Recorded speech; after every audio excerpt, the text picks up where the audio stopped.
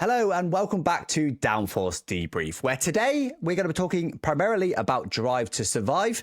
Me and GB have been the entire season in just a few days, so we can have a good old natter about it. We'll also be covering the off-topic of Creator Series. There's been a bit of drama that we need to talk about. But the big news, of course, is that it is race week. It is finally time to get F1 cars back on track just a few days after we're recording this. And of course, next episode will be all about the race. Our first Downforce Debrief episode, actually, about a race. I'm excited to get talking about it. But GB, are you glad to see F1 back? It hasn't been that long, but we're going to get cars on track in just a few days. How excited are you? Nah, zero, mate. Bored. Kids, yeah. No, I'm buzzing for it. I'm really looking forward to it, obviously. I think the biggest question for me, and I'm sure many other European listeners or viewers right now, is do I stay up all night for it, or do I wake up really early for it? Do I watch it in real time or record it? I normally wouldn't watch it in real time because it's 4 a.m. for us in the UK. But it's the first race of the season, and I'm so pumped. And I honestly reckon I'll do it. What about yourself? You would not stay up for this, surely? Right, hold on. I've got to call you out on something. You just said stay up till. Don't pretend like you ever go to bed before 4 a.m. anyway. That's just normal times for you. But no, do you know what? Not at 4 a.m. No, absolutely. That's middle of the night. When it used to be like 6 a.m., I used to get up and watch it, and I feel like it's almost a rite of passage, isn't it, for an F1 fan to get up at like 6 a.m. to watch your sport? Like, it doesn't happen with like football, right? Like, because you normally watch Premier League, which is never on at 6 a.m., of course. So, like, it just doesn't happen with a lot of sports. But just F1, especially as the first race, of course, being Australia, you haven't got a choice. Yeah, I'm not getting up for it. I'm more than happy to watch it on demand, wake up at my usual 9 a.m. or so and watch it then. Because honestly, I don't tweet along anymore. I don't look at Twitter, so it doesn't really appeal to me to be watching it live. I watch it live when I can, don't get me wrong, but not 4 a.m. There's a line, and 4 a.m. is way past it for me. But you genuinely going to stay up, are you? I reckon so. I think sprinkle into the mix that there's rumours that there could be rain. I think there's a storm at the moment in Melbourne, and the forecast is something like 60-70% chance of rain at the Grand Prix time slot, so that just makes me more excited. I'm just looking forward to seeing cars on track again. So I actually think I might. I mean, you kind of touched on it there. I'm a bit of a late night gremlin, so I might just end up naturally just staying up that late anyway and let the night take its course. You'll be just playing Destiny. You look at the clock. Oh, it's 4 a.m. I may as well watch the race now, and that'll be it. So yeah. Well, yeah. Look forward to the episode next week, guys. We're going to be discussing all things the race, so do enjoy it in the meantime. But let's get on to our main talking point, which is, of course, Drive to Survive. The season has just come out the Friday before we're recording this. I actually binge watched it in one day because I made a YouTube video about it. So I've broken that down episode by episode if you want to go and watch that. But this isn't going to be episode by episode. We're going to be discussing just sort of generally what Drive to Survive is a bit more in this one. So GB took his time a little bit more, but to be fair to him, he still watched it all in about 4 or 5 days, which is still pretty good going. I did have to press it though. Like, have you watched it yet? Have you watched it? It's like, oh, I've got 4 more episodes to go. So clearly, was it a bit of a grind to watch it, or do you just not have enough time? As simple as that. No, mate, because I touch grass unlike you, so you know I've got responsibilities. Okay, we know the opposite is true, but yeah, good. No, seriously, did you actually find it like? Was it a bit of a struggle to get through it, or what? No, not at all. I mean, I really enjoyed it, and I would say it was probably a struggle to get into it at first because it's season 9 we just had, right? So I think season 8, if I'm right, was the one that or the previous season. I just didn't like it. I didn't even watch the whole thing. I can't quite remember what it was exactly that put me off Drive to Survive at that point, but I think once I wasn't very hyped for the new season release, essentially. So when it was announced, I was a bit like, okay, cool, we'll check it out, whatever. And then I heard some pretty good stuff online. Obviously, I had some pressure from you, as you already said. So yeah, combination of that, I finally got round to it. And honestly, once I started watching it, it was genuinely, it was great. It's still Drive to Survive, so I didn't love it. But I was very pleasantly surprised, I think would be the right words. And I watched it with my girlfriend as well, and she's a much more of a casual F1 fan. She enjoyed it. She does watch the races with me, so she's aware of that side, and she doesn't like the gimmicky bits as well. But even her as a casual, she really appreciated some more of the kind of meaningful behind the scenes interviews and things going on, which I feel like was a bit lacking before. So yeah, I mean, I guess we'll dig a bit deeper into it. But I mean, what about you? I'm expecting some, a differing opinion here from you. Yeah, we need to start disagreeing more, don't we? Because last week we were just basically the same parrot. It was horrible. I'm interested that your girlfriend watched it, because mine didn't. Well, I mean, I was watching it in the day and stuff when she was working, but still, she hasn't watched it. She's never got through a season like me. She's never got massively into it. So it'd be interesting to hear your girlfriend's kind of opinion on this via you as we go through this episode. But yeah, I mean, to be fair, I will say overall, before we dig in a bit deeper, it was probably my favourite season of Drive to Survive so far. But that is a low bar. That is a low bar. Don't get me wrong. I didn't dislike it. I didn't hate it. But it didn't feel like a massive grind. There was a couple episodes I was like, oh, but like, I watched 7 hours in a day. Don't get me wrong, I would not have watched that all 10 in one day if it wasn't my job to do so. But still, I wouldn't say I was ever looking forward to the next episode. I think I was never like, oh yeah, that was really exciting, I want to watch another one. Like me and my girlfriend are rewatching Lost at the moment, and we are like that. We're like, should we watch one more before bed? No, it's not binge worthy.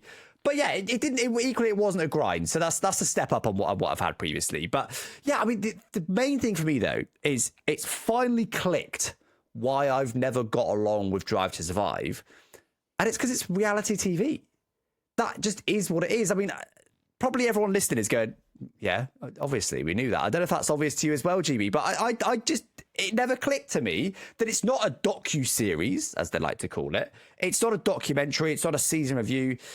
It's not a behind the scenes.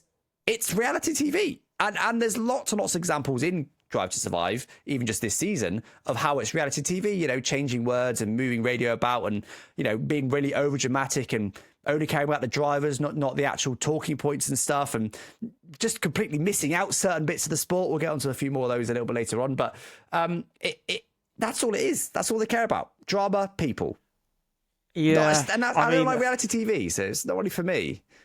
Like, yeah, I agree. I agree that there are definitely segments of it and even a couple episodes, to be honest, that were very much down that route.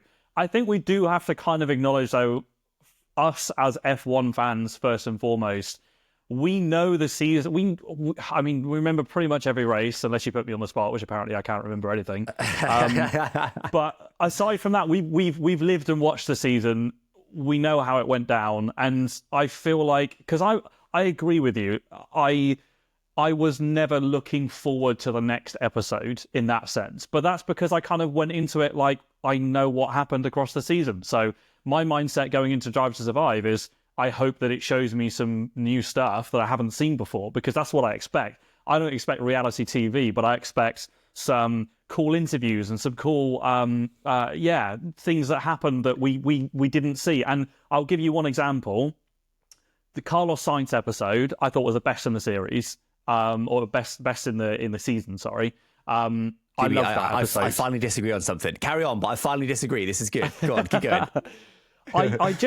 Firstly, I mean, I don't know whether this is because I live under a rock or what, but I didn't even know that Flavio's approach with Sainz, and I'm fully aware that there were parts of that were dramatized and blown out of proportion. The whole everyone waiting in a hotel for Sainz and all this, the build up to it. Apparently. Yeah. I get that, but the more meaningful stuff for me was the interviews and quotes from some of the team principals on Sainz, and the fact that there were 3 teams in play. I really enjoyed it. It just gave me an insight to that saga that I didn't know. We knew that it dragged out. We knew that there were constant questions going on for many races, but then when I watched it through Drive to Survive, I didn't realize that it was 3 teams fighting for Sainz essentially, and him kind of him and his manager just taking their time and weighing up the best options. So I do agree. It is somewhat interesting to see that behind the scenes.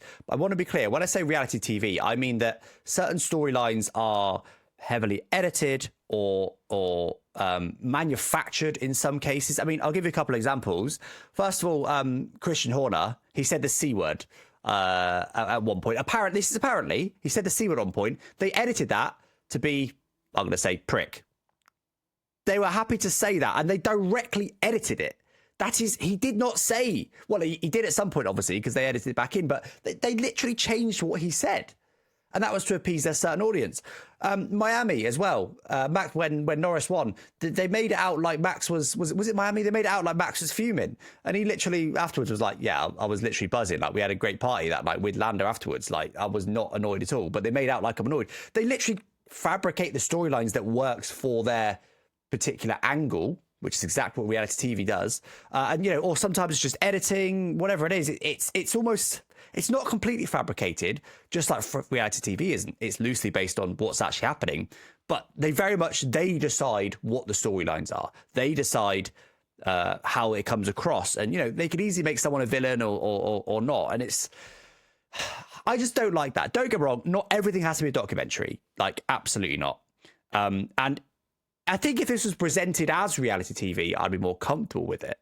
But the fact it's listed as a docu-series is what I've got an issue with, because it's not, compare it to something like, I don't know, like Planet Earth, or like, that's a bit extreme documentary, but you know what I mean? Like, or a documentary on what happened to flight MH370, the Malaysian Airlines flight that disappeared quite a few years ago.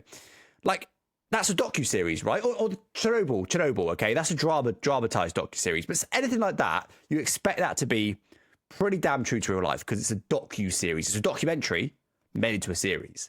You don't expect certain characters to be overly villainized and stuff that people said to be completely altered, and it's not a docu-series. It's fine. It's reality. I've accepted now it's reality TV. It's why I don't love it. It's why there's lots of issues with it. And a lot of people like reality TV, absolutely fine. Maybe F1's good. Maybe it's great that F1's creating reality TV stars out of the drivers. Maybe that's really good for F1. I've got no issue with it being reality TV. My only issue is it's not called reality TV. And it's finally clicked, season 7, that it is reality TV. Do you agree or not? That's fair. Well, that's fair. Yeah, that's fair. I think another thing when I'm going into watching Drive to Survive is I'm also thinking, who is this tailored for? Is it tailored to the hardcore F1 fan? No, really? That's hence why we've got a huge influx of new fans as a result of Drive to Survive.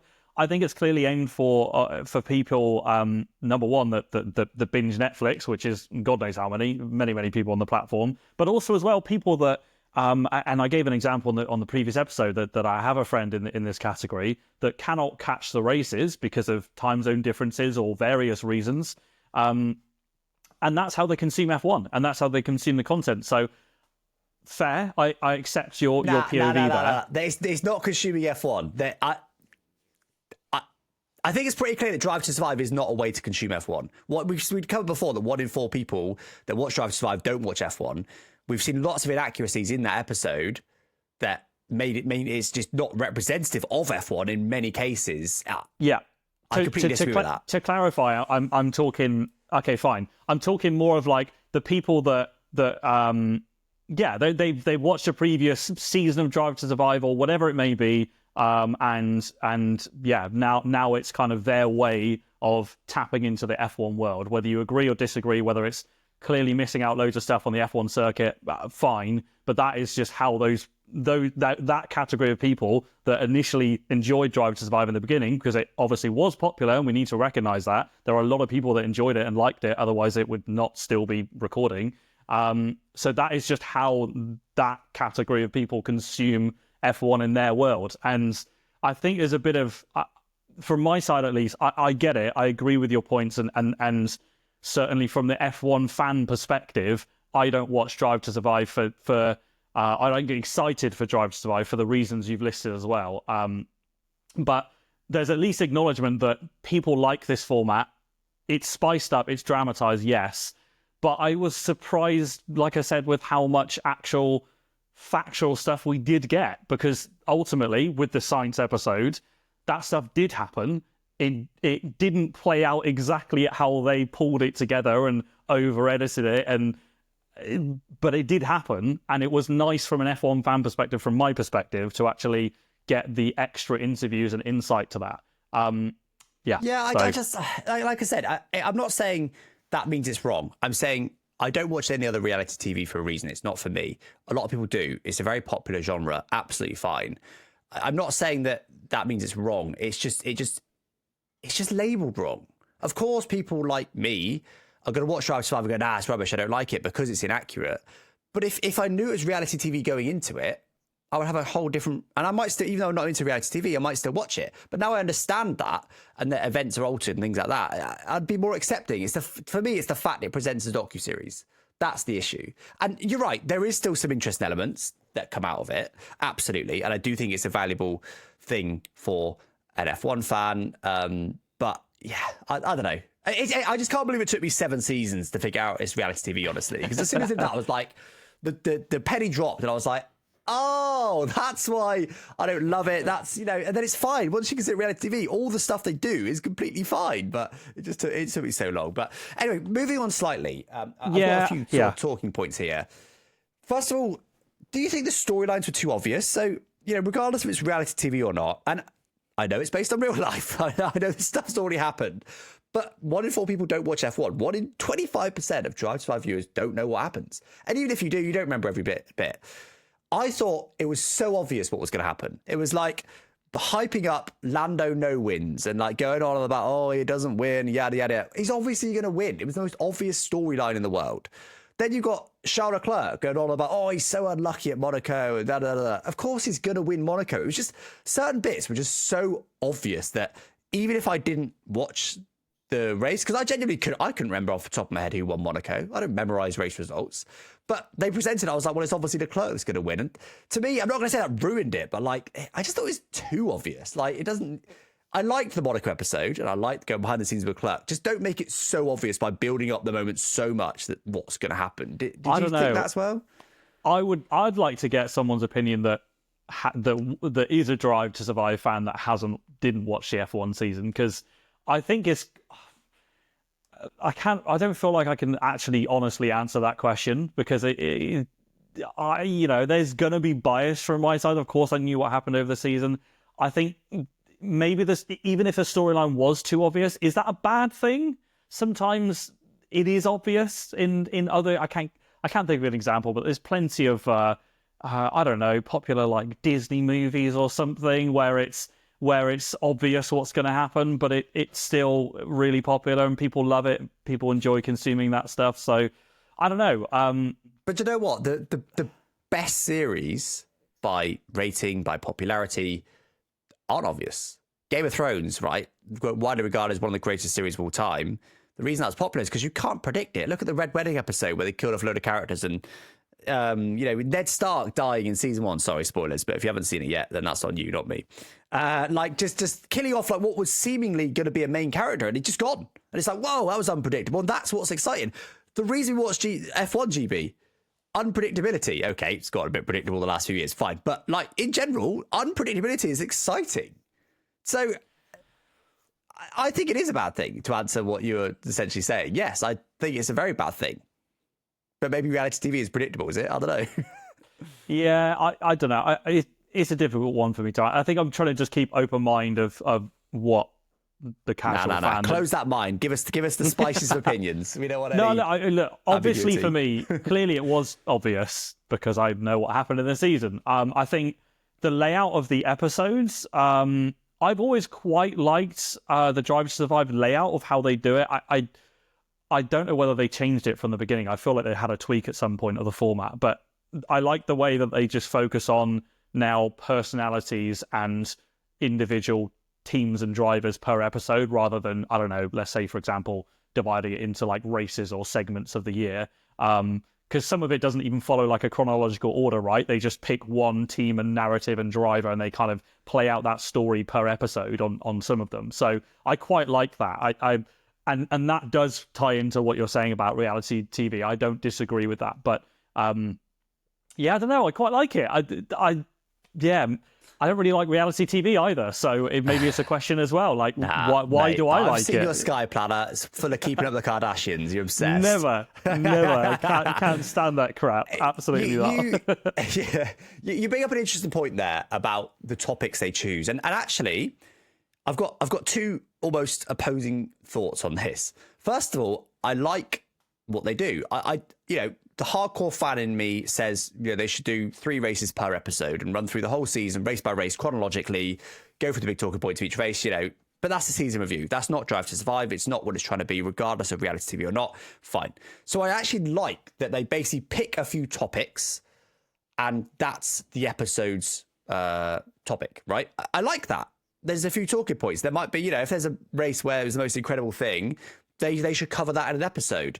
But I do think their choices this season were sometimes a little bit off. So a couple of examples. First of all, 9 of the 10 episodes were on the front 4 teams. That's unbelievable. We only had 1 episode that was from any other team. That's don't get me wrong. Yeah. Obviously, most TV time, most people's talking points are the top teams. I'm not saying it should be 1 episode per team, but like it's got to be at least 2, maybe 3 on not the top 4 teams, surely. You've stolen my point. I was going to say, I completely agree. I was really annoyed, and no bias here, despite the shirt I'm wearing. No mention of Aston Martin. If you're listening. No mention of VCarb, no mention of Sauber, unless I'm mistaken. I believe those 3 teams were barely covered. Brief mentionings of some of their drivers, but otherwise nada. And yeah, exactly. It was. You do have to acknowledge that there's drivers like Max and Lewis that obviously have said that they're not going to take part in that. So obviously, while we see their footage in the paddock or on track, we obviously don't get their interviews like we did with Lando or Christian Horner or whatever.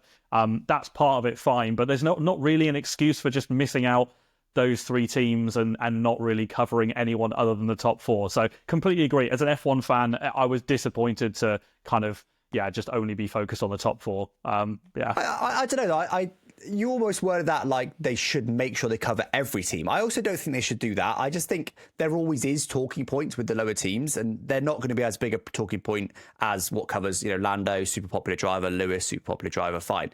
But like, I also don't think they should force it. Like if Sauber have just had a really boring season and nothing's happened, don't talk about them. I think that's fine. I don't think they have to, but it was just a bit too far the other way.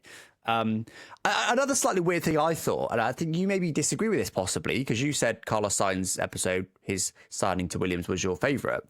I thought there was too many on silly season. I mean, what was it? About 3 or 4 of the episodes were on silly season. Or on just contract signing. We had 2 episodes in a row. Episodes 3 and 4 were both on signing. Episode 3 was on who Mercedes is going to sign to replace Lewis Hamilton. Episode 4 was on Carlos signing for Williams. We also had, I think there was another one, was there? Oh, Elbows Out. Yeah, episode 8 was all about signing Sergio Perez's replacement. So that's 3 separate episodes, all just on silly season, all just on who's going to sign for what. There's better talking points than that throughout the season. They should cover silly season. Of course they should.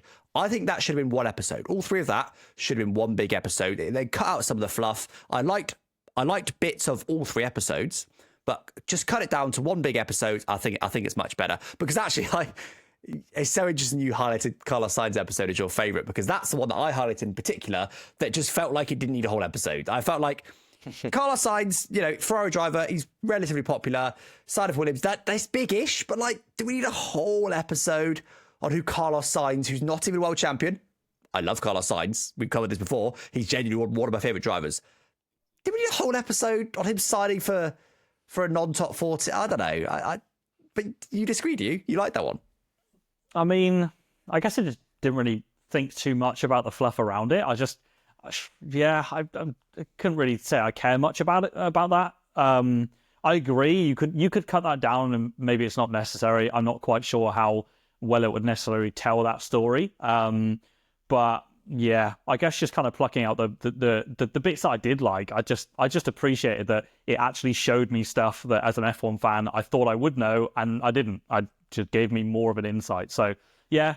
I'm kind of repeating the same point, but yeah, I just didn't really put too much thought into the fluff around it, and there definitely is a reality. There definitely is a reality TV element to it for sure. But I don't know. I mean, like, they weren't really telling the story of the races, so what else would they then, if they're doing what you said where they covered 3 episodes on driver changes, if they condense that to 1 and suddenly we've got 8 episodes, are you saying keep it 8, or are you saying what to add in the other 2? It's I'm happy to have more content than have 8 episodes in that example. So yeah, I don't know. Go behind the scenes. I mean, look, there's obviously lots of talking points. It's a whole F1 season, right? Every race has got lots of talking points, let alone a whole season. There is more talking points. One that just sprung to mind for me was Alpine bidding off their engine department. Like, that was quite a big thing. They make redundancies, really interesting, and that just wasn't covered. Another slightly weird thing I thought with the topics they choose is that they each episode seems to be an almost self-contained season. I thought that was really odd. So, like, at the end of every single episode, they reintroduce you to the drivers and, like, recap and stuff. The season finale, the first, like, 5-10 minutes is spent just recapping the previous 9 episodes. It felt like the episodes just didn't flow into each other. It felt like you could watch any individual episode and be fine. Now, I'm not saying that, the extreme other end would also be bad, but, like, a binge-worthy series leads on to one another, right? The story, you don't even need cliffhangers, but the story evolves, and you want to know what happened with that guy's season, who won that championship, what did he do thereafter, what happened next in that storyline, and that didn't really exist. Which I like them choosing talking points, but I just felt like it could flow better into the next episode, which it didn't really do. The fact that they're coming up, or next time, whatever it is that you get at the end of every episode is necessary, is sort of proves my point. Because, again, I'm rewatching Lost at the moment. They never do a coming up because they don't need to. It's like you just want to watch another episode to find out what happened. You're hooked in the storyline. And F1's got great storylines across the season, and they just didn't do that at all. The episodes were quite disconnected. Did you notice that? Yeah. There was a disconnection. We're finding out GB hasn't really got any opinions. Bro's just there, just vibing out, watching it. But there was a disconnection for sure. But that's because they kind of just told their own story for each one. So I mean, to me, that's just always been the format of Drive to Survive. There's always a disconnection. There's always, they always go their separate ways and tell things completely separate. So I don't know. What do you mean? Yeah. Well, I'll give you an example. The final episode is the easiest one, which literally rehashed everything that already happened. If this was a more evolutionary, that's not the right word, but like if the season evolved more episode to episode, they wouldn't need to do that. The finale, you know all the drivers, you know this current situation, you're excited to see the finale, to see the conclusion. But that just didn't happen. Well, they did happen, but they had to reintroduce everybody and rehash everything. Because in the meantime, they'd gone off on tangents and stuff. And yeah, so fine, because that's what I mentioned earlier. Like, they could take that approach, and I do think that could work if they told it in more chronological order, across the season. But then you would definitely be. I mean, you touched on Game of Thrones. Why do we love it? Because everyone was invested in the personalities and the people. It wasn't just the show and the dragons and things, right? So it Drive to Survive. We're using that comparison. They've chosen to go down that route where they build a whole character up and build a personality around the driver, whether for right or wrong, and whether there's a load of fluff in it and stuff that I do disagree with parts of it. But I understand why they took that format. I actually quite like that format, purely because I know what happened in the season. So I don't really care about it going from start to finish. I kind of like that I get to watch, say, one episode dedicated to, I don't know, Charles Leclerc, whether there's loads of fluff in it, and actually that was one of my least favorite episodes because it just, like, not a lot happened other than him winning Monaco in a whole episode. But that as an example, I understand why they do it. To me, it makes a lot of sense.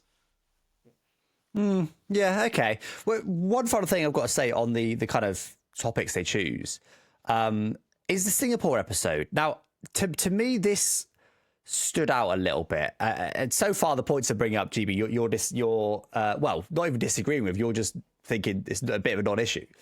So the Singapore episode, to me, felt almost like it was an ad for the Singapore Grand Prix, because it was just like the Monaco episode, right? Wasn't really about Monaco. It was about Charles Leclerc and yada yada yada behind the scenes of that.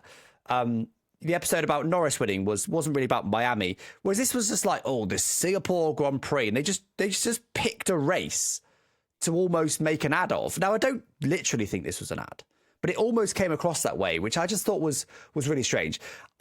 I did like the element that they gave some drivers some phones and got them to film some stuff. I wouldn't want the whole season to be like that, but I liked that. That was a cool element. And I think the reason they did it was because of Qatar 2023, which is the race that all the drivers overheated and people genuinely had proper heat exhaustion and it was bad. And they literally changed the rules to try and combat that in the future. So I think they saw that and wanted to do an episode on the heat. And Singapore they chose. And that kind of makes sense. But it didn't have to be so centered on the Singapore Grand Prix for that. Do an episode on the drivers being athletes. Absolutely. So then, you know, a day in the life of Lando Norris, see how much training he does, and go pre-season, go with them up into the Alps or somewhere where they go to do some altitude training and test that and compare them to an average Joe and then take them to the Singapore Grand Prix and see how they perform and, you know, go into detail about how hot the cockpits are and how it's incredible that they're able to perform. That makes sense. I like that storyline, and they did cover that storyline, so I like that. But it just felt like it was just one episode on the Singapore Grand Prix. None of the other episodes were like that. Did this before I said anything, did it stand out to you or not? I love that you're saying this. I'm going to literally read. So for viewers and listeners, I went through and I avoided social opinions on each episode. I went through each episode and made 1 or 2 sentence notes on each one of just my raw, fresh impressions, right? And I wrote for the Singapore episodes, enjoyed the episode. Great to see the relationship dynamics between the drivers and insight to intensity of the Singapore GP. So pretty much going completely against the grain. Yeah, it looks like it. And also I did make another note saying, because you're talking about, you know, Lando training in the Alps or whatever as a random example. But that was my issue with Drive to Survive before. I've noted down right here, I felt like there was a bit less waffle than previous seasons and more about, you know, the interviews and the scenes that we were seeing were actually at Grand Prix and centered around F1. It wasn't just, oh, look, Yuki Tsunoda likes food and we're going to join him in his house while he's eating food and making jokes, which I remember that was there in the past as well. Don't get me wrong, that's okay, fine, but there's just so much fluff in previous episodes. Previous seasons. I remember that's why I just fell out of love with it. I couldn't really watch it much more. Whereas now it is, for, you know, whether you like the fluff or not, it to me it felt like it was less waffle and less fluff and more centered around the Grand Prix itself. So I quite like that. I guess for me the issue is why Singapore? I think choose Monaco and it makes some sense. Choose maybe, I don't know, like Silverstone if it's the 100th anniversary. Obviously it's not possible, we've already had 75 years of F1, but do you know what I mean? Or do an episode on how they build an F1 track, like a new track that comes to the calendar, like, I don't know, India a few years ago. Do an episode on how they build a track, how they get approved. Like, that's genuinely really interesting and stuff. I'm not against it centering on one track necessarily. It just felt like it was a weird track to center on. To be fair though, that episode I think was called like 5 Friends or something like that. That was centered around the 5 drivers. In the heat of the night is what it's called. Oh, really? Okay, yeah. Fine, fair enough. But the purpose of the episode was to bring in, was it Leclerc, Lando, Russell, Gasly, and Albon. Yeah. So these are drivers which we kind of developed through COVID with, became pretty big on social media, which we touched on previous episode. I feel like this episode was more about them and their relationships and their whole dynamic together, which just happened to be captured and recorded at the Singapore Grand Prix. Yeah, I mean, I didn't really look any deeper than that. It's really interesting. Clearly, you could tell our brains think very differently about this. You're looking at it from the analytical ad side of things, whereas... And I'm not making this up, I swear. Before we started recording this podcast, my girlfriend came in. She's downstairs catching up on the final few episodes of Drive to Survive now. And she came in and was like, "Oh, I really like the episode with the 5 drivers on the Singapore episode, the one we're talking about." She literally came in and was like, "Oh, I enjoyed that one. That was great." I didn't have enough time to ask her why, but yeah. So I don't know. Yeah, I feel like I've been quite negative on Drive to Survive, and you know we've covered that it isn't really for me. So I'm always going to be a bit negative towards it. It's not aimed at me. It's not for me. I don't like reality TV. Fine, like is what it is. Overall, though, I do think a Drive to Survive is a good thing for F1 in general. I think I prefer if they label it as reality TV. We've covered that, but overall. Wait, I didn't. Do you want it to be called reality TV? That's it. Oh no, you don't want the name. Get rid of Drive to Survive. Just call it F1 reality TV. No, but like I think it's valuable to have that behind the scenes. I think, the headlines that come out of it are really interesting and they're worthwhile. Absolutely. I think it is important to have F1 on a different spin, not just always a season review and it's always the most serious, sweaty, sporty thing. I do think, fundamentally, I think it's a valuable prospect, to be fair. So I'm being quite negative, but it's just because I'm being analytical. I'm looking at it and analysing it. And I'm a passionate F1 fan and it's not aimed at me. So, of course, I'm naturally going to be negative. But, just to highlight a couple of oddities for me, going back to the negatives, I think there was a couple of things that were very strange. Regardless of whether it's reality TV or anything, it is still based on real life. And there was a couple of things which surely you're going to finally agree with me here, George. So first up, they did an episode on who's going to replace Hamilton at Mercedes. So they basically did a little bit showing how George has proved to the team he's first driver material. So they showed the Belgian Grand Prix at Spa, which he won, except for he didn't win. He got disqualified. Now, their point was that George is good enough to lead the team. Okay, they made that point, and actually they made it quite well. They did a good job on that, I think. But to me, to completely not mention at all that he was disqualified after it, that doesn't detract from their point. That's just a way to keep it centered on actual F1. The fact that they acted like George won that race when there was a whole other storyline they just didn't mention. I know that storyline wasn't relevant to the point they're making, but it's got to be mentioned as a footnote. It's got to be mentioned.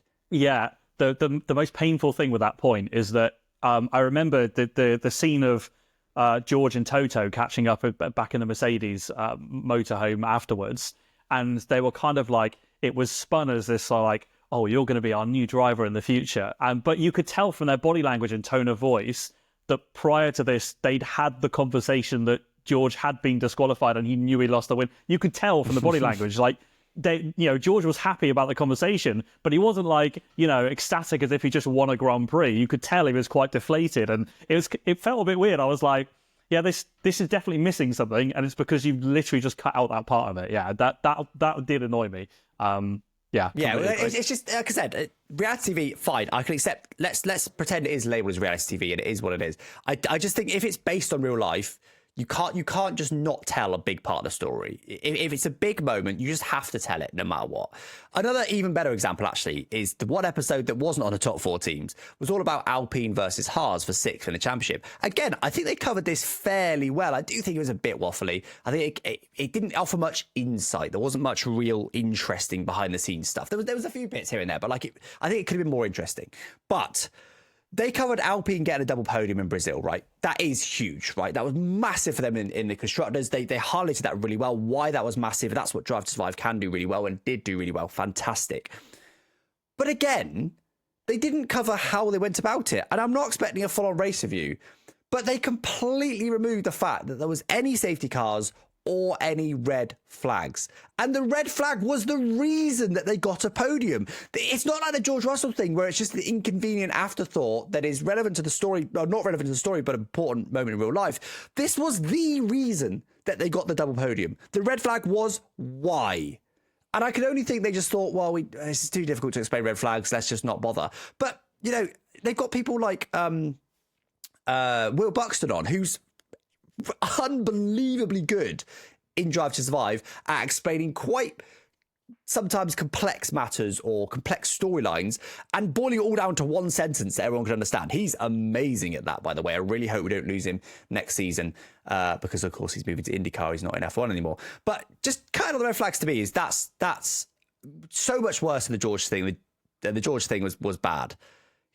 Did you agree? I was genuinely quite shocked that they just didn't mention it as if it wasn't happening. I did, but I'm going to put you on the spot because I'm conscious that I'm Mr. Optimist at the moment, and all I've done is shower praise on Drive to Survive, and all you've done is be negative. So you're going to give me three positive, your favorite, three of your favorite things of Drive to Survive from what you watched. All right, I like it. Easy. So, first thing was the way they covered Liam Lawson versus Sergio Perez in the Mexican Grand Prix. Unbelievably good storytelling. They built up the fact that Lawson had come in and he was trying to prove himself against Perez, the fact that it was Perez's home race, but Perez was struggling. They really, really told that story of building up to that moment perfectly in the time they had. Really good. They also showed the actual incident really, really, really, really well. They showed the onboards, they showed the analysis, they showed a journalist's thoughts on it, they showed the driver's thoughts on it, they showed Christian Horner telling off Lawson. You know, I think one of the journalists said, like, you know, you just, as a junior Red Bull driver, you just don't collide with the main team. You just don't do that because they both got damage. It cost them both major results. They told that story really, really well. I thought they skimmed over the bit at the end a bit by just, oh, well, anyway, he signed now for Red Bull. That was a bit of a weird thing. But overall, that is a perfect example of how good Drive to Survive can be, because they can build up without you needing to watch the whole season. They can build up why this moment we're about to show you is going to be big, and they told that story really well. For me, that was the highlight of the entire season. That was literally, for me, what I'd like Drive to Survive to be a bit more. There's probably another couple of examples I've got here, George. But did you know? Did that moment stand out to you as well? Because so far you've largely disagreed with me. Did you notice that moment? I'll just see if I can find some more moments while you talk about that. You're strictly on about the Lawson Perez Mexican Grand Prix. Yeah. So yes. So I was going to move on as well to give 3 negatives. So I'll give you my negative on this. Right. I agree. I really enjoyed the Mexican GP portrayal of Lawson versus Perez, but that episode just wound me up. It was so heavily over dramatized with Horner's comments, and there was even I've got a quote here that said it was someone talking to Christian, or maybe it was Christian talking to his engineer, saying Lawson would get 3 test laps versus a Verstappen reference lap, and that was to decide if he gets the seat. That's how it was portrayed. It's like, come on. Bro's just going to do 3 laps, and then it's like, yeah, okay, see you later. That's our decision made. That's not how it happened, clearly, and it just felt very fabricated for the show, which I know we've already touched on, but that to me was a negative. That kind of episode, I did really enjoy that Lawson versus Checo, but that specific issue I had with it kind of just put me off a little bit. That's so interesting, because that's basically the opposite of what I was saying. Because I know what you mean, but I just didn't. I feel like, because look, Drive to Survive should take some creative license, right? They're not going to explain every nerdy detail and stuff and whatever. And I thought that was a good example of them taking some creative license smartly, because they covered the test day. They didn't have to cover that at all, but they covered the test day. It was interesting they got Max in to set a reference for Lawson, and I thought that was genuinely interesting behind the scenes, that test day. So it's so interesting that we basically got completely opposite thoughts on all of Drive to Survive. Interesting. Yeah, it was interesting, but it just annoyed me that was the way they said it, was like, oh, as if, we just got this random guy in, as if he's not just been, smash it out of the park in a V carb the season before. We just get this random guy in 3 laps, there we go. Oh yeah, only 2. Was it just under 2/10 off of Max's reference lap? Yeah, cool. We'll get him in the seat. It's just kind of how it was portrayed, and I don't know. Just felt like it was really fake. Didn't really tell the story of the actual proper fight for the Red Bull seat, which was a lot more drawn out and not really much focus on Daniel Ricciardo in that respect. It was kind of just a happy guy. It definitely did feel a little bit like the Christian Horner show, to be honest, this season. It was pretty heavy on Christian Horner. There was a lot of him, but I guess that's what he does. He's known for creating headlines and being a bit controversial and being a bit political at times. So I guess if he's a bit dramatic, they like that, don't they? So I've got another few that I quite liked.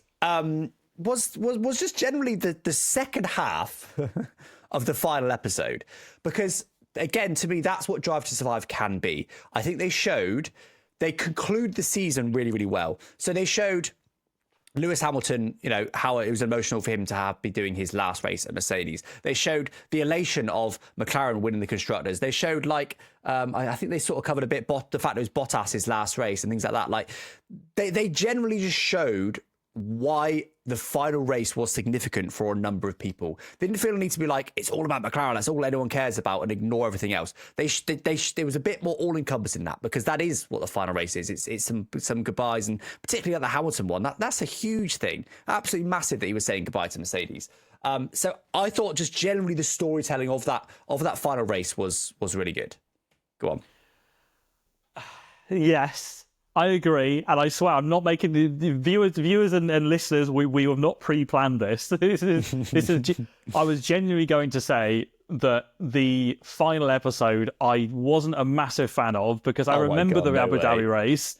I remember the Abu Dhabi race, and it was okay. The build-up going into it, the constructors' fight was on, right? I can't remember the gap to Ferrari from McLaren. McLaren were in a commanding position. They basically just needed to drive a pretty smooth race, McLaren. And that's exactly what they did. If I'm remembering correctly, there wasn't really like any spice or drama. And then you had like what felt was nearly half the episode of Lando heavy breathing at the end in the episode. And I was just like, there's dramatizing it. And then I was just like, for anyone that watched this, you know that it was not as, it was way more straightforward than what it was made out. And I know I'm slightly contradicting myself here because, I'm saying about the fluff and building up a story and stuff. I just felt like it was a bit too far with like, so many fake radio messages in that specific race, like so many stuff just pulled and jumbled together, like Leclerc whooping and stuff midway through the race, Lando heavy breathing. It just,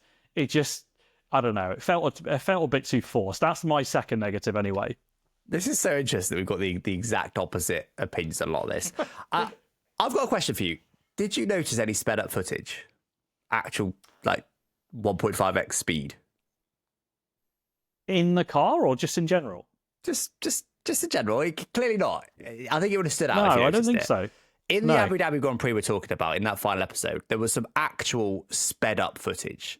It was a Haas. It was an off-board shot of a Haas going around the corner just before the first DRS straight. And it was like 1.5x speed. To me, that stood out like a sore thumb. And I was like, again, I don't mind a bit of creative license. You can't, it'd be the equivalent of like swapping the audio for like a V8 or something. You know what I mean? Like, there's certain red lines you just don't cross. And to me, I only noticed one clip of the whole season. Maybe there was more I didn't notice, I don't know. But as soon as I saw that, it was like, what have I just seen? So is this an Alex Gillen rare moment where you're changing your opinion and agreeing with me as a result of that? No, it's not. That moment did annoy me, but no, it's so interesting because I completely disagree with you there. I really thought that the final episode was overall told well. I didn't notice it being over dramatized and stuff, but I've skimmed through my notes. I can't actually find a third positive, but have you got a third negative you want to go through before we move on? Well, you failed the assignment. So my least favorite thing of the whole series was there were some iconic moments. You mentioned the George Russell DSQ. That was on my list to talk about because that did wind me up. So we've already covered that. Another thing, they did Max justice by the absolutely incredible drive at Brazil. I'm glad it got the coverage it did despite the mishmash editing of the race without all the safety cars and whatever, which I did notice. No, I completely disagree because, again, there was a red flag they didn't mention. He went from 17th to 1st. He gained about 10 positions from a red flag. They didn't mention that. No, but that's what I'm saying. I'm saying that they didn't show that, and that was frustrating. Okay. But they did, and they emphasised the quality of the drive because it was incredible. It was. I really wanted them to, like, going into Drive to Survive. I wanted to see that race covered from Verstappen's kind of POV. But I thought equally Lewis Hamilton's win at Silverstone deserved equal amounts of praise, or at least I'm not trying to compare it, saying give that as much airtime, but I just feel like it was glossed over in comparison to when they did the Russell Mercedes episode, where they kind of covered him a lot at Silverstone. They even showed him getting overtaken by his teammate when it started raining. And there was just kind of no mention of Hamilton, and both drivers don't do Drive to Survive interviews, so you can't even use that excuse. Like, I just felt like it was, I don't know, it just felt a bit cheap. I mean, F1 fans know how almost, iconic that Hamilton win was. He was in tears, and it was pretty crazy, the circumstances of that race. And there just was, like, it was covered, but it was just mishmashed together from other drivers' POVs. It just felt cheap. I guess it is difficult because they've only got so many cameras, right? They're not in all 10 teams every single race. That would be ridiculous. So, like, I guess they just didn't have enough behind the scenes to sort of show it. But then you're right. It seems to be the same at Brazil with Verstappen. They didn't have much behind the scenes there either. And I don't know. Yeah, you're right. I think you're right. I think honestly, to me, Hamilton winning at Silverstone was actually bigger than Max winning at Brazil. Although Max came from further back, Max got lucky with the red flag, which is a large part of it. It was an incredible drive. But Hamilton winning for the first time in a few years at his home Grand Prix in his final season for Mercedes is just like goosebumps level like stuff. It was just unbelievable. So yeah, I do agree with that. I definitely think they could have covered that more, and they just didn't. But so just moving on then. The final point on Drive to Survive is, we've talked a lot about things we like and also things we don't like. But I want to know from UGB, and I'll give my thoughts first on what we would ideally like Drive to Survive to be.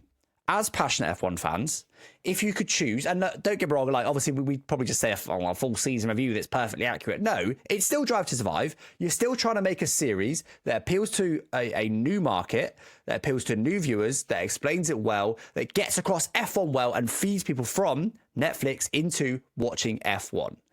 For me, honestly, repeat Mexico, repeat the season finale, that sort of storytelling. I think their choices of topic are broadly okay. It doesn't need to be a race by racing, as I mentioned earlier.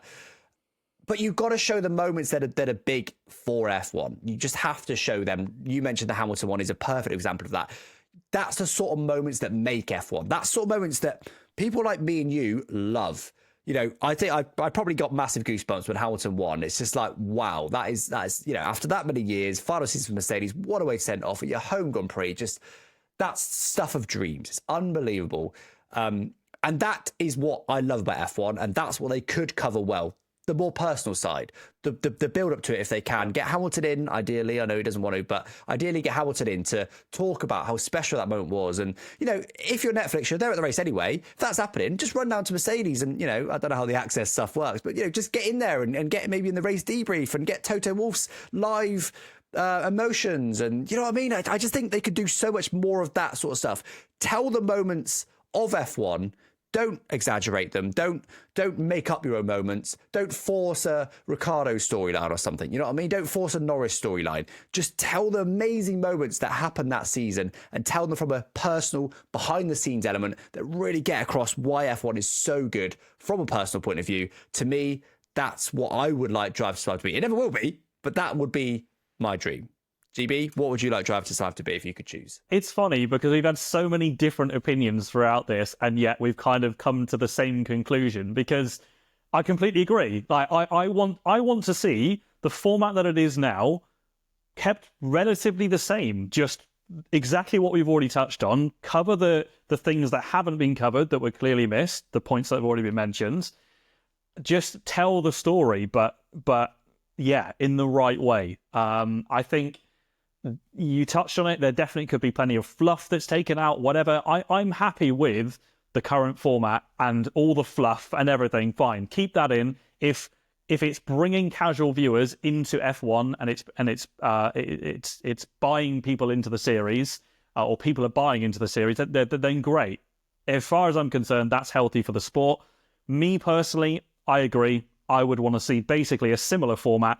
No race by race, no chronological order. Just keep targeting the teams and drivers specifically and tell those stories, but do it for the biggest talking points. So I'm basically rehashing your words. It's a boring, safe response, but it's the truth. I like the format. I just wish that we could cover all the really big iconic moments, because last season was a banger season, so there's a lot to cover. I guess just to conclude what we said then and put it even more condensed is, tell the amazing stories, tell the amazing talking points of that F1 season, but from a behind-the-scenes personal point of view. That's basically what we're both asking for. Because when you're making your own ones, like the Singapore one and the Monaco one and the Miami one, maybe those moments you tell him, but maybe they don't. Maybe you'd rather tell a different one, like the Hamilton one. Like, I don't think maybe a whole episode might have been overkill on that, but that definitely a story should have been told more so than, or maybe on a level footing with Leclerc winning Monaco or something. I don't know, possibly. But yeah, interesting. It is really interesting, though, how we basically disagreed this entire segment and then we come together to make the same conclusion. That's absolutely fascinating. Just want to cover a little bit of news. So moving on from Drive to Survive, I guess unsurprisingly, Oscar Piastri has signed a multi-year deal with McLaren. Now, McLaren have now got both drivers signed up for the next several years. I don't know how many years that is, but they're both signed multi-year deals. I don't know, but I would guess both drivers are signed up to at least 2028, which is not unheard of in F1, but signing both drivers up for that long is relatively rare. But it's not a surprise. Oscar is a fantastic talent. He's very nearly on the back of Lando Norris. I covered in a previous episode. I think Oscar might actually be able to bring the fight right to Lando this season, and they're obviously just securing their drivers. Were you surprised to see that the team signed both drivers for so long, or do you think that they've got a great lineup? Just sign them up for as long as you can. Yeah, I was surprised because I feels like it just puts all their eggs in one basket. We don't know what their car is going to be like across the whole season. I touched on it in a previous episode that I think Lando will win the title just purely because Piastri in the past just has not been as consistent. When he's on it, he's on it. He's an unbelievable talent, but he lacks that consistency, in my opinion. So if he has that similar kind of season, I don't know, then all of a sudden maybe they're not so happy with Piastri and they're suddenly tied into a multi-year deal. I think, is it a risk? I'm not sure. Maybe it's too much to say that's a risk, but I think it also shows as well that clearly McLaren had that whole talk about who's the number one driver there last season. You look back at the Hungarian Grand Prix around those times. And yeah, it's I feel like it kind of opens that question again for me of like, well, you're now putting both drivers in the same situation. Are we going to end up with another situation like last season where maybe you've got another Max outperforming his car and suddenly he's a contender, but then McLaren are tripping themselves up with their drivers. So it's quite interesting. What's your 2 cents? Do you know what? I don't know. It is a bit weird. I definitely see why they want to lock them in. The thing for me is, and maybe this is why they've done it, is contracts are just a piece of paper. Don't get me wrong. I know it's legally binding and all this stuff, but Will Buxton. if a driver doesn't want to race for your team anymore, they're not going to race for your team anymore. There's been lots of examples. I can't actually think of any off the top of my head, but there's been lots of examples in recent years of drivers not honouring their whole contract. I mean, look at Max Verstappen, right? They tied him up till, 2027, 2028 for years and years and years. And yet he almost signed for Mercedes. There was some real talks going on there because clearly there's break clauses. Clearly, if a driver doesn't want to drive for your team, you don't want him driving for your team. Like, yes, okay, you'd ideally hold on to Max for an extra season if you can or something like that. But if he's going to go, he's going to go. And he's just going to become unmotivated and he's going to stop making effort. You know what I mean? F1 doesn't work like that. You can't really lock people in for multiple years. So I guess there's two arguments to that. First of all, well, in which case then you may as well sign a long deal. But also, why bother signing a long deal? So, I don't know, it just feels a little bit odd to me. F1, I think, works best on sort of 2-year deals, 1 or 2 year deals mostly, because it leaves your options open. It stops you being open to, potential yourself getting stuck with a driver that you don't want anymore. And Ricciardo, of course, was let go early by McLaren. And I believe they had to give him quite a big payoff to do so and stuff. That just costs them money and they're making the same mistakes again. So, I don't know. Yeah. What do you think? Yeah, I mean, on the flip side, to counter that, I'm thinking, I don't actually. Do you know how long Piastri had on his contract before this extension? Was it 1 year or 2 years? I don't know. Off the top of your head, I don't know. So let's just say it's 1 year. If you've got a driver, if you don't put him on a multi-year deal and he's got a year or even 2 years left, but then your teammates on a multi-year deal and you're not getting that, does that maybe make you drive slightly differently and approach races with a slightly different mindset that you've got a point to prove to earn that status? So I don't know. It's hard to tell. I suppose that's approaching from a different angle because McLaren, therefore, by putting them on that deal, could actually create a bit more of a safer environment for their drivers off the back of that. Yeah, but you know what? We've got a perfect example about this. Sergio Perez, 2023, they didn't renew him for ages. Contract pressure, he struggled. So 2024, they decided to renew him nice and early when they had a decent car and stuff, and he was actually doing all right. And neither yielded any results. I'm not saying that would be the same for every driver, but neither worked. And they were both mistakes on Red Bull's part. They had to end his contract early as well to get Lawson in. So it really, to be honest, from an F1 team's point of view, it's just dumb to renew for a long time. Perez, they had to buy him out. Ricciardo, they had to buy him out. That's McLaren and Red Bull, different teams, but still. That just cost them tens of millions of dollars, probably. It's like, you don't need to do that, especially if you're Red Bull and McLaren. They're genuinely decent teams. You don't need to convince someone to stay. Yes, okay, you're obviously worried about someone like Mercedes poaching Piastri or poaching Verstappen. You're worried about that. But as I said before, if they're gonna run, they're gonna run anyway. It doesn't really matter about your contract. It just opened themselves up for a payout. I don't know. I love the idea of you like calling up Zach Brown like, it's just dumb, mate. Phone down. That's your opinion. It's just dumb. It's just, idiot. Moving on. Anyway, right, let's move on then to the off-topic conversation this week, which I'm slightly worried about because we're already an hour into this podcast recording, and I suspect we could go on for a while at this. But let's try not do that, GB. Let's try and keep this to maybe 20 minutes or so, because this is an off-topic after all. But it's one we're both very passionate about. It is Creator Series. Now, for those that may not know, you probably all do know, because I think we've almost all got just our followers listening for now. But if you don't know, Creator Series is basically a league on the F1 game, a racing league on the F1 game, where a load of content creators get together and race each other, essentially. That's basically what it is. But there's been a bit of drama this week. So basically, Creator Series over the last couple of seasons has had what they call wildcards, which is basically different, sort of a slightly modified rule set for a one-off race. The idea is obviously to spice it up, make it more interesting.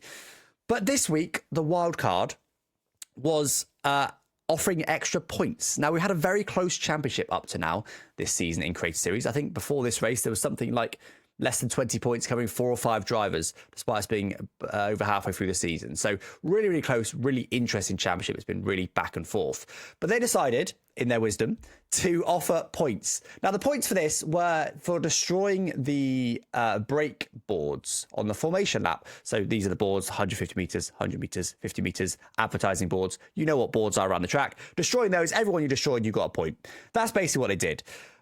But I think this is where we get to talking point, because let's be honest, it wasn't the smartest wild card. And honestly, I don't think we need to go on about this, because pretty much everyone is in agreement. This was not a good wild card. There was too many points on offer. Apparently there was 26 points realistically on offer. And it just opened themselves up massively for the championship to not be close again.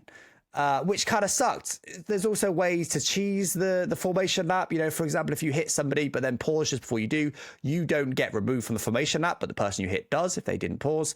And that's exactly what happened. I absolutely finessed it. I scored 16 points from it because I paused and managed to delete 2 people from the formation lap. Pretty much everyone else deleted each other, so they were not able to do rounds. I had 16 points on the formation lap. I think the next best was 6. So I was one of the ones in the championship hunt. I went from 11 points back to right on top of the championship leader. I ended up having a bad race, which we'll cover a bit more in a second. But it ended up kind of being a bit sour. I think it just missed the mark a little bit.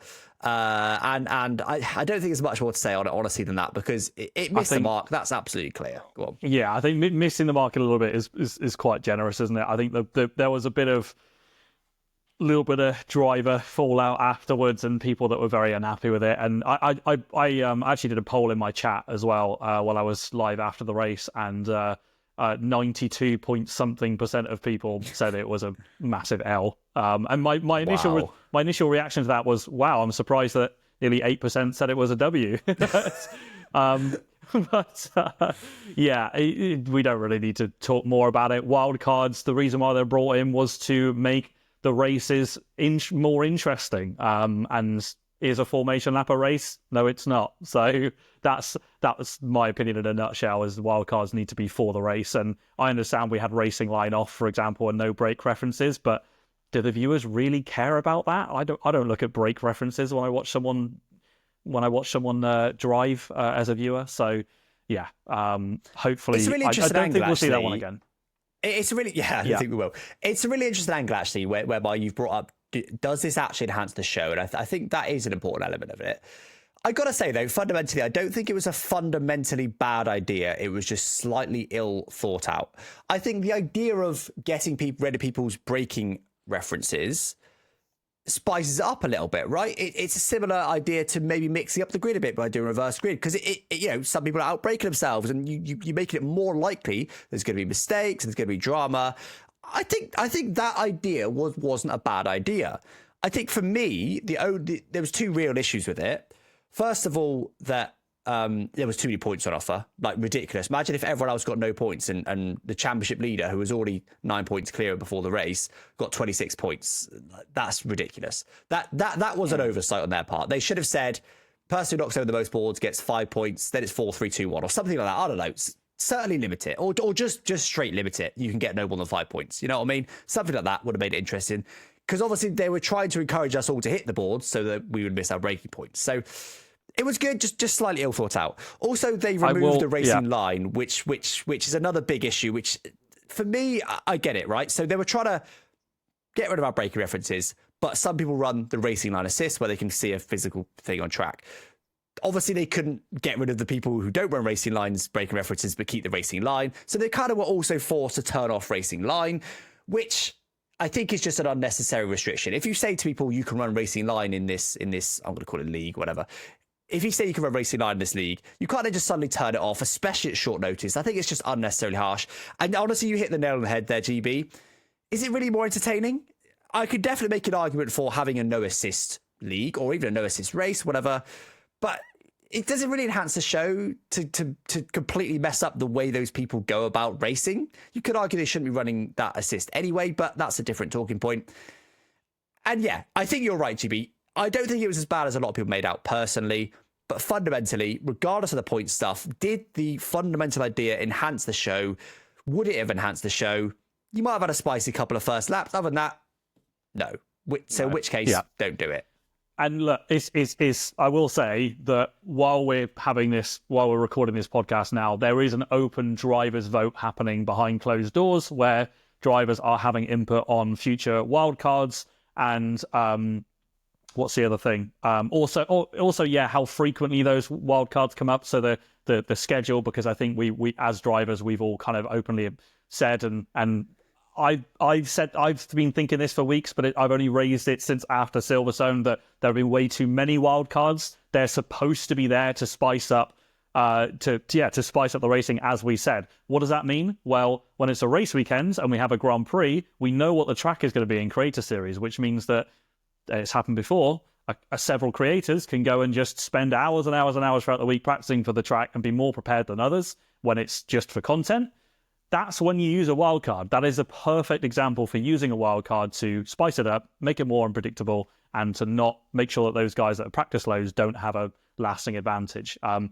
They're not there to just, we're going to do random tracks, random things, la-di-da, chuck it all together, and every week is just a bit of a jumbled, kind of uncertain, almost sometimes a little bit harsh, but sometimes gimmicky.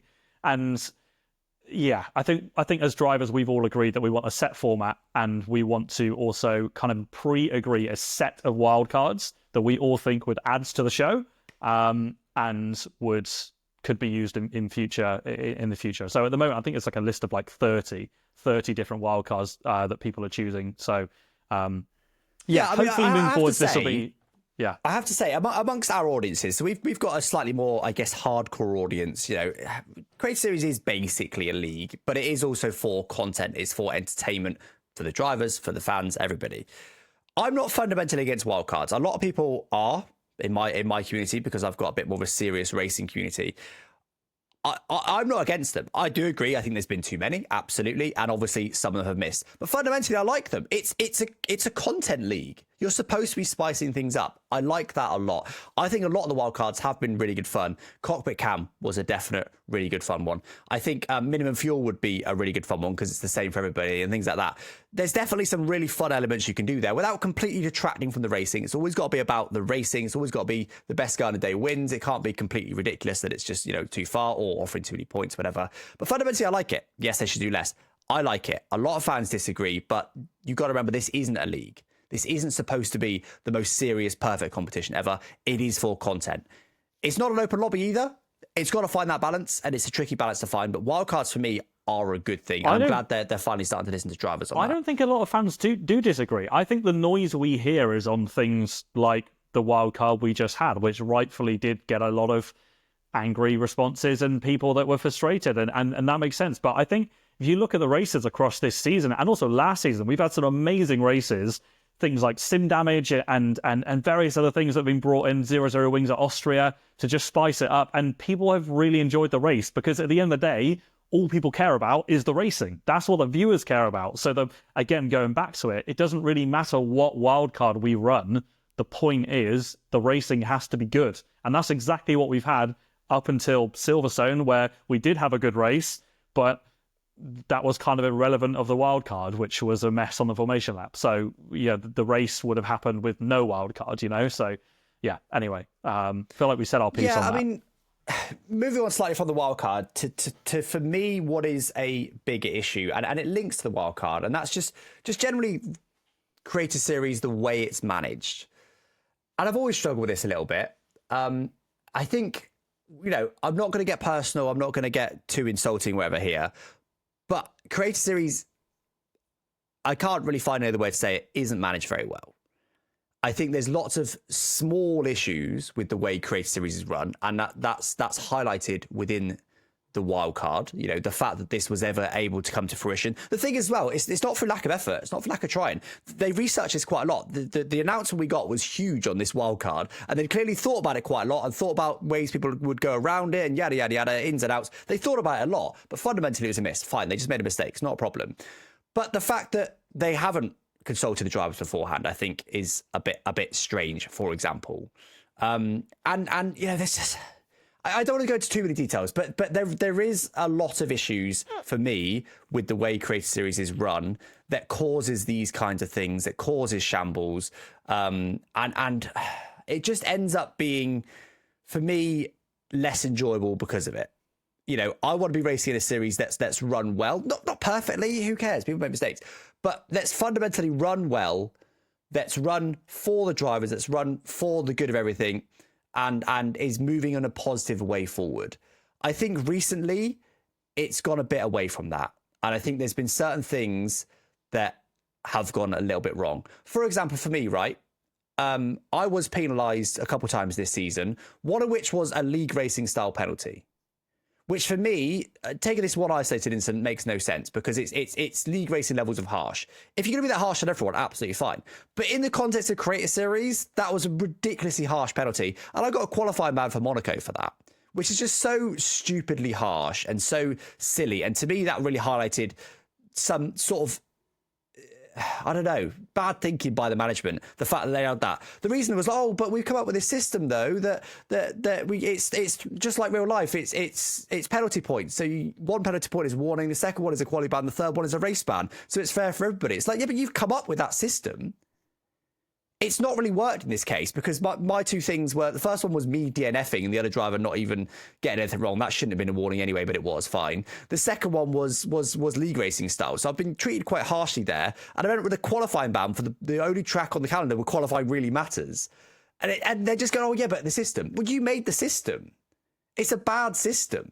They tried to copy real life F1, but real life F1 doesn't work like that. It's not 3 strikes and you're out. So now I'm on the edge of a race ban for 2 incredibly minor incidents, while there's other people that have genuinely just taken people out on purpose, or you know what I mean, and they're not getting anything for it. It's not fit for purpose.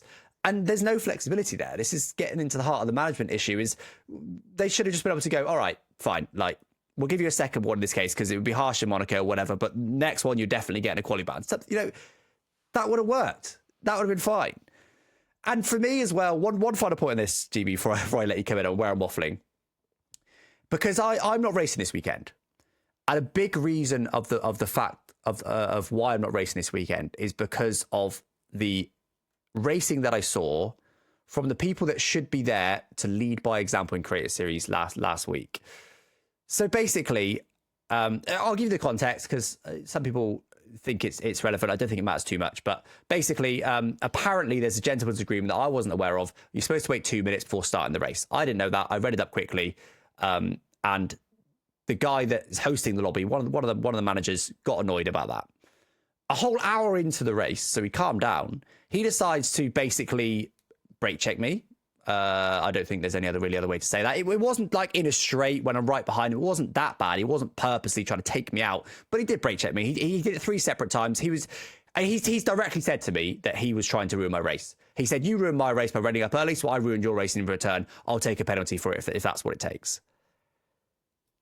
That, to me, is the complete opposite of what Creator Series should be. And this is from a manager of Creator Series. one of the admin team is doing that. If anyone's doing that in Creator Series, in any series I'm involved in, I don't want to race in it anymore. Retaliatory behavior is unacceptable. Ruining someone's race is unacceptable, even if they've ruined your race. Let the stewards do the talking. And he's one of the admins. He could have said, "Oh, look, okay, we're gonna restart because someone's running up too quickly, so we'll restart because this has ruined it." Absolutely fine, no problem.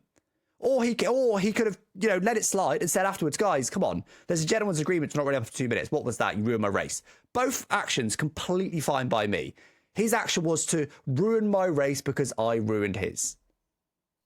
That to me is a real red line that makes me not want to rate in Creator Series, and really is the fundamental reason, along with the general management stuff, of the reason I'm not racing Creator Series this weekend, because I just want a bit of a break from it, and I don't want to be involved in a series that has retaliatory racing. That's it for me. That's my monologue, GB. Yeah. So on the piece with Hayden, I don't disagree, and I mean I think he owned that as well, because he kind of just said, "Well, I'll get whatever is coming to me if it gets reported or whatever." But it's important to point out that the reason he did that was because I saw on his POV he went back on your stream while the race was on, I think under a safety car, just to double check that you had specifically said that you readied up on purpose to gain an advantage, and those are your words. And that is the reason why, like, if you'd have just readied up and you hadn't have said that, and you'd be like, "Oh, sorry guys, my bad," like, yeah, people would have been annoyed, fine. But I really don't think he would have gone to that extent. It was when he went and double checked because I think someone said it that you'd done it on purpose. That is why he had that reaction. I'm not saying that's the right reaction. I'm not going to go into that, but there is a bit more context at least there that kind of put him on that path, rather than just always setup was mudded because one guy readied up and he took him out as a result. There was a little bit more context on that. Yeah, I mean, there was a lot said, like on the penalty system as well. I completely agree. We don't have stewards. It's not, there clearly isn't a clear system. I felt you were very hard done by to be penalised as a result of what happened at Austria. But then you hadn't been penalised for like the turn 1 final lap at Monza, which the same driver that reported you at Austria was the one that was taken out from the Monza incident. And obviously he felt like, at this point he was like, well, I need to report this. And I said it to you at the time that Austria, we don't want to see drivers reported for the Austria incident for sure. Because that was just a mistake for a moment under a bit of pressure. But I mean, there was at least, again, a little bit of context that the report happened because of the previous action. So that system is in place purely because drivers like myself voted on it in the past, or not that specific system, but we all had a voice and said that, look, something does need to happen about the bullying that is sometimes happening on track, because, and obviously that's not aimed towards you, it just happens in general. Previous drivers that have been in the series that are no longer in the series, the way some of the driving took place on track, others were just always on the receiving end of it and often coming out worse and affecting their content and whether they wanted to drive or not. So that system came in place because drivers agreed that we needed to have a fair kind of place to just be like, if something was really unacceptable, to be like, right, please can you sort this? And then they obviously came up with a system which, yeah, I'm not really going to say whether I agree or disagree on, because there's not really any point, but yeah, that's kind of why it was in place in the first place, and why there's nothing like more kind of concrete in terms of stewards or anything. That's the reason why. But yeah, I guess I think those are the two main points you made. Obviously, it sucks to obviously see that you're not going to race as a result of that this weekend. But Silverstone was messy for sure, and I can understand your perspective for sure. The only thing I would add on the whole like managers on track setting an example thing, fine. I'm not saying I disagree with that. I'm just saying the way I think about it is whoever I'm driving with on the grid, doesn't matter whether they're a Creator Series admin, whether they're someone with 10 viewers, 1,000 viewers. For me, they're all drivers. I don't look at it any deeper than that. I feel like if I was a Creator Series manager, I shouldn't be judged on, for example, a bad move that I made in terms of my management ability. I feel like that is just completely separate from the race. I get what you're saying because of the way it happened and the nature of what the driver did, or drivers. But Yeah, they should lead by example. I do agree. Everyone makes mistakes, whatever. Everyone even loses their head sometimes. Although managers really shouldn't be doing that, but they should be leading by example. They represent the league. They are one of the managers of the league. They are co-owners in some cases of the series. They absolutely should be leading by example. I do think it matters that they're managers. I do think they should be held to a higher standard. Not by the stewards, don't get me wrong, but they absolutely should. If someone else is retaliating and ruining someone else's race because their race has been ruined, is one thing. The managers should never be the people that are doing that. I'm not sure I agree with that. I just think, and I would have hoped, I don't know, but I just think that whichever driver was the victim of that bad driving against them from a manager, for example, or another driver, it should just be reported, and that should take action on. They get a quali ban or whatever it is, the same as another driver would. I just want it to be treated fairly and no bias because it's management or anything. And I'm not saying that there is. I just that's the way I look at it. Is I want it to be treated like any other driver who's made that move.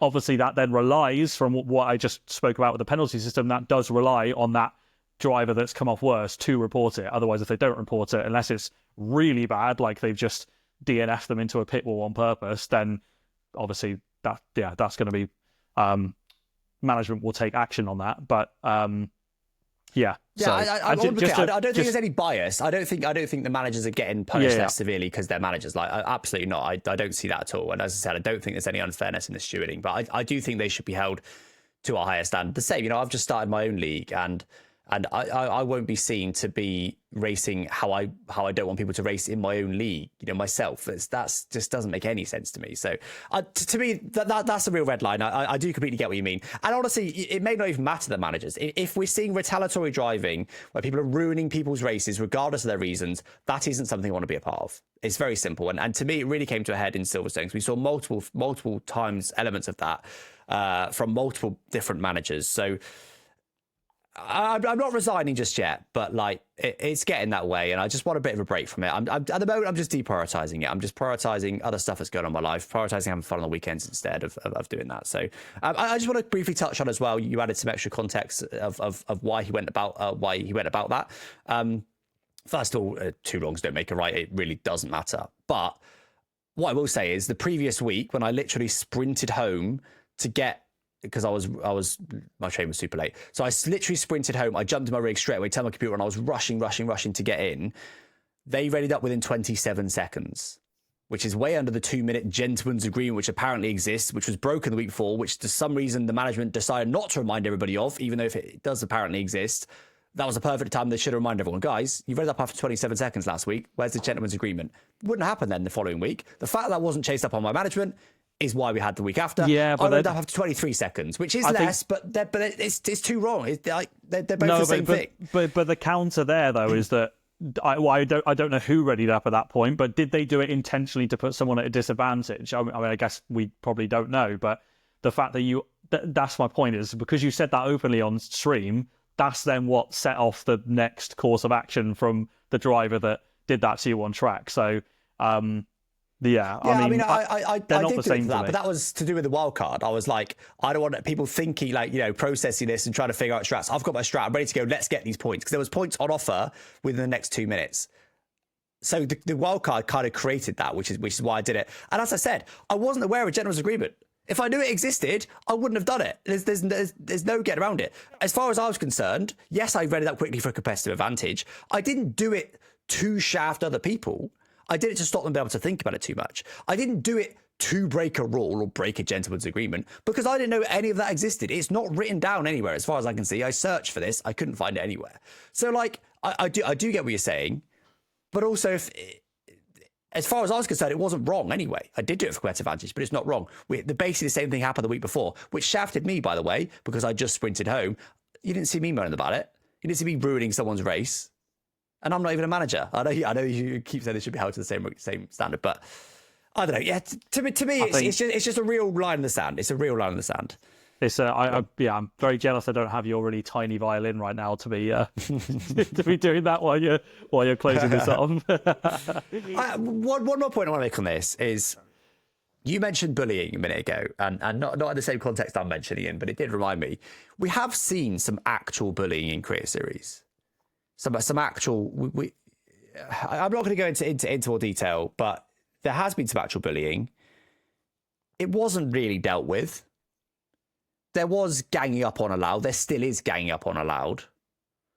It doesn't really get called out by the management. It doesn't really get dealt with. We've literally had before someone bullied out of Creator Series. That's just a perfect example of how management is letting Creator Series down right now. Look, I want to underline this. Fundamentally, look, they give a lot of time to make this happen. I'm not hating on them too hard. I'm just giving my reasons of why I personally don't want to get involved in Creator Series as much anymore. And it is because of management issues. There is no other way to say that. That is why. But I do appreciate them putting the time in. I do appreciate them putting the effort in. But fundamentally, if the end result is me feeling this way, something's got to be done. In my opinion, maybe nothing will be done. I obviously can't disagree with your opinion, because if you feel like that because of management, then you're obviously to the point where you don't want to turn up to the next race. So you've obviously got your reasons. I think for me, I know we discussed this and almost laughed about it the other day, that you kind of admire my optimism, but the fact that we are now having this vote behind closed doors and we're discussing the format, we're discussing the wild cards, we've discussed the whole penalty system before, and for sure maybe that can be tweaked and adjusted. I think for me, I can see that the right people are listening, and I understand. I'm not saying it's perfect at all, and you've obviously got your reasons. I think from my side, with my opinion, I'm feeling a bit more positive about Creator Series, that the recent, for example, 2 seasons have been great in terms of racing and excitement for viewers. And we as drivers have had a clear impact on the format and will continue to do so, providing the right people continue to listen. So the fact that we've got this vote and everything going on in the background makes me, hopeful that moving forwards, we'll get the wildcards right on a more regular basis. We'll get the format right, and hopefully, drivers and viewers will enjoy watching. Yeah, and I do admire optimism.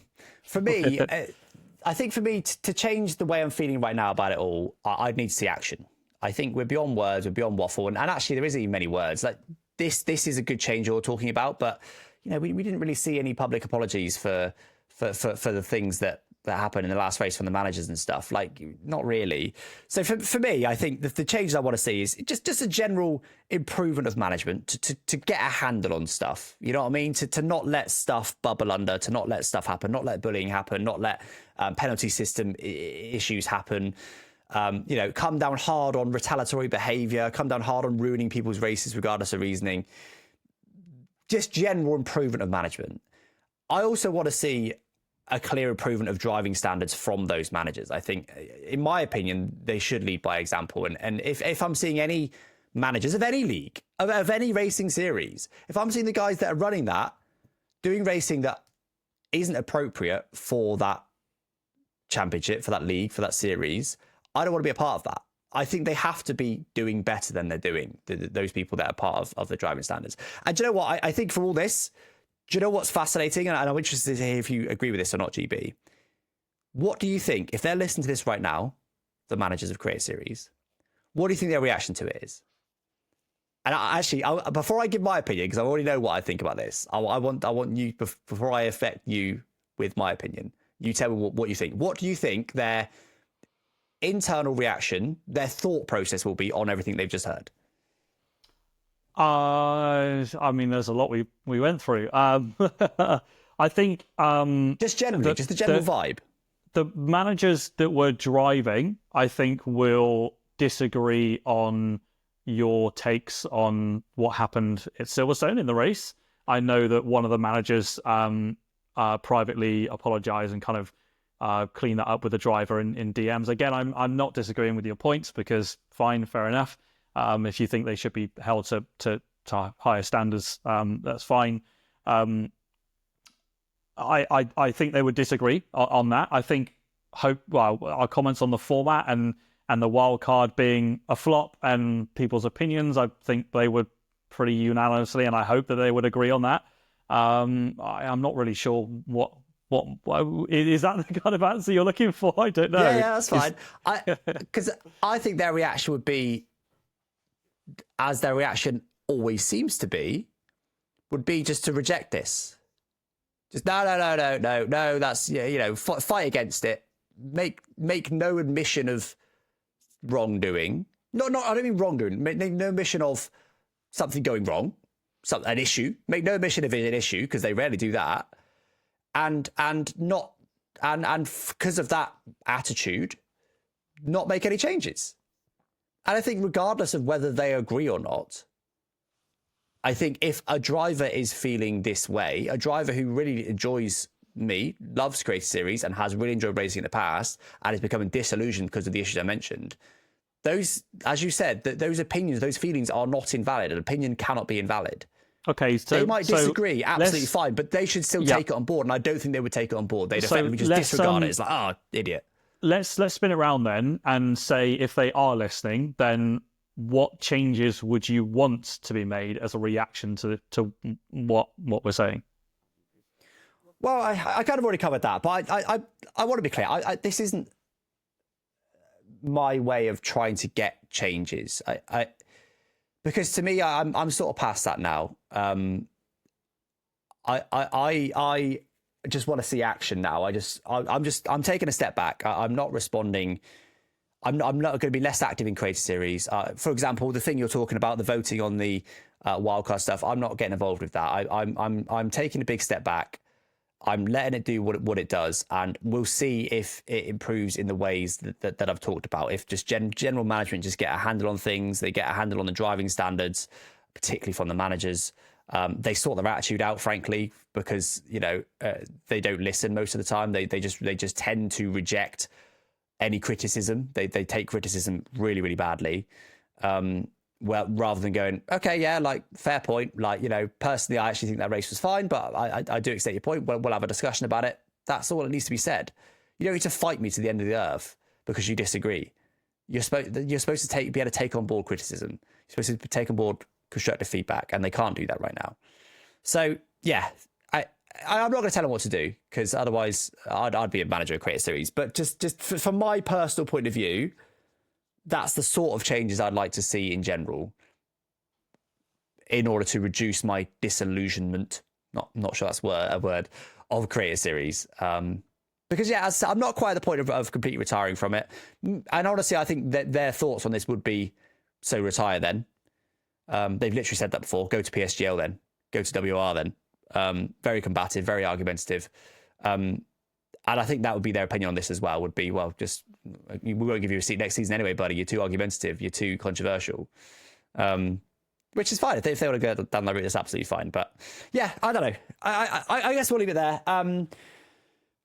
I haven't got a point here to talk about my future, but I kind of have there. I'm not resigning yet. I am just going to deprioritize it right now. I'm going to take a step back from the community stuff because I don't like the way that... I was going to say the way I'm being treated. I'm not playing the victim card too hard, but getting towards that way. I just don't like what I see. And I'm taking a step back from the community, definitely. I'm deprioritizing attending the races. It's performing really well for me as content. I want to continue it, but there comes a point where morally I've just got to go. It's just not. I disagree with it too much, and I can't do it.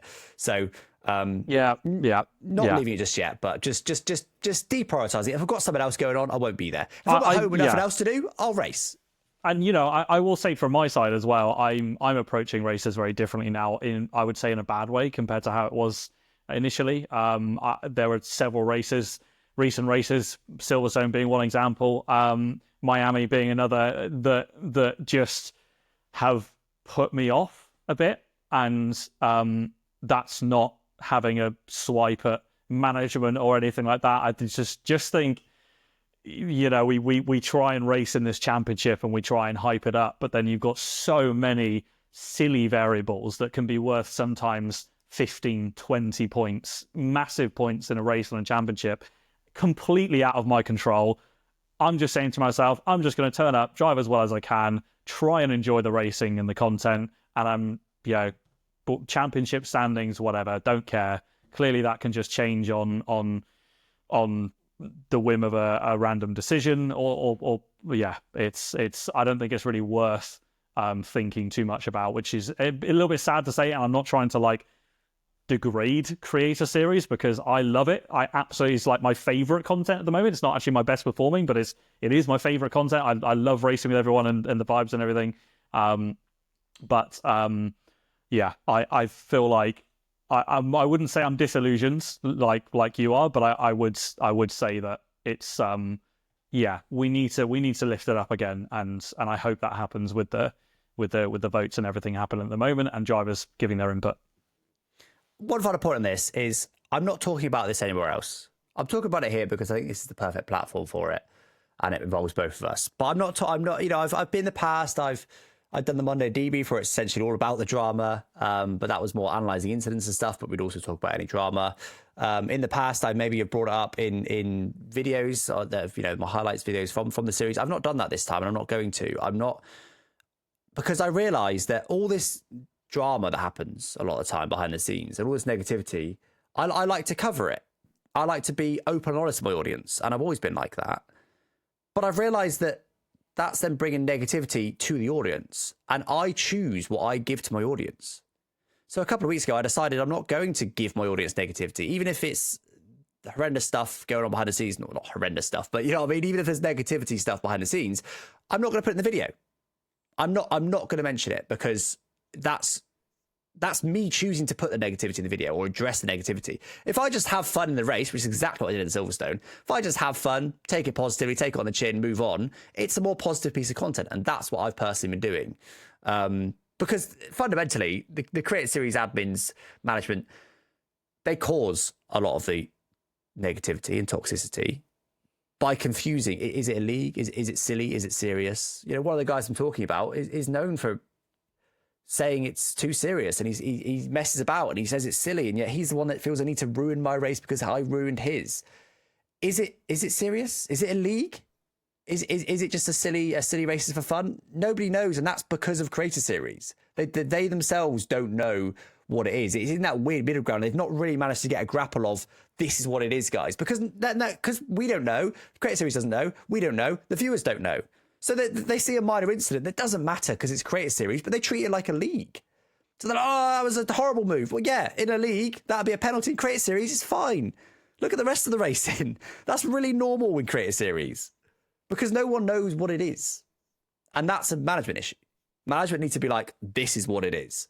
Make it absolutely clear to everybody. I think it's impossible, Pete, because we have such different personalities as creators, and that's what it is. It's not we're not robot esports drivers racing under the same rules or whatever. We all have our own idea of what is good content, and we want to bring that across into the race. So I don't think we'll ever solve that conundrum of what Creator Series really is, and I think that's why we need to come together as drivers to kind of reciprocate what we're hearing from our viewers, what we think is good for us, and you know, just like you're doing now, you need to say what your opinion is, and we need to kind of put that across together and kind of vote on this stuff. And you know, at the end of the day, if several creators want something but the majority don't, then sorry, that's how democracy works. We vote on the opposite. So yeah, I do love that. Again, I'm going back to it, but I do love that we do have a clear voting system, and there have been moments where it's not been listened to, even though there has been a majority, and that, yeah, okay, that's a slight issue, but otherwise we do at least have a voice. So I don't think we'll ever solve that issue. I think we're always going to be different. Me and you, for example, you said earlier, we've got more of a kind of hardcore F1 racing audience, which I completely agree. But even we differ on certain things, on how we feel about safety cars and stuff like that. So, and that's fine. It's fine to disagree. Yeah, I just think, yeah, we need to come together and kind of talk without shouting and arguing and people name calling and whatever the games. Yeah, so that's my two cents. One final point on that is that we have got an ideas channel where the drivers post our ideas and then other drivers vote on it. And the idea is if it gets a majority, it gets implemented. They do mostly listen to that, but that is all we've got. Now, there's been a small change from this last weekend, which I'll cover in a second, which we already have covered a bit anyway. But it's never gone the other way. It's always been one way. We present an idea to create a series. There's never been them coming to us and saying, guys, we're thinking about this format change. What do you think? We're thinking about adding this rule. What do you think? We're thinking about removing this rule. What do you think? They make an announcement, and then they're absolutely shocked when after that announcement, we're all talking about it and debating it and going, oh, do we think that's the right call? Of course we are. We all care about creator series. We all want the best for it. And then they get an aggy with us because we're supposedly moaning and being negative. But they never ask us for our opinion before they make a rule change. Because I just wanted to make that clear, because you just said then it's almost as if there already is a system in place where it's loads of back and forth. There isn't. It's very much one-way traffic. But they have since this weekend, since the wildcard was a flop, they have come to us and said, here's our list of wildcards, which you mentioned earlier. Let us know what you think of them. So they are maybe starting that. So we'll see if that goes long term. I think it needs to be more than just that, because the drivers, again, care about creator series. We all want it to do well. We're all in the same boat here. There's no reason they have to be on their own making these decisions. We can all get involved. So yeah, I just wanted to highlight the kind of differences between, because I imagine some listeners might be thinking, oh, well, in which case you all run it together anyway. And some other listeners might be going, oh, but what you said earlier doesn't make sense. But anyway, I think that's enough. There you, GB. Aaron, is this the longest podcast? Aaron 40. I was going to say, some listeners will also be saying we've spent, in 20 minutes time, we'll have done as much on this off-topic segment as the main topic. Yeah. You can tell but we're... I did say, it's one that we're really passionate about, so especially this week. There's been lots of drama, so we definitely could go on for a long time. Hey, I used to do like a 2-hour stream on the Debrief for this sort of stuff, so this is short. But anyway, guys, that is it for this episode of the Downforce Debrief podcast. Hopefully you guys enjoyed.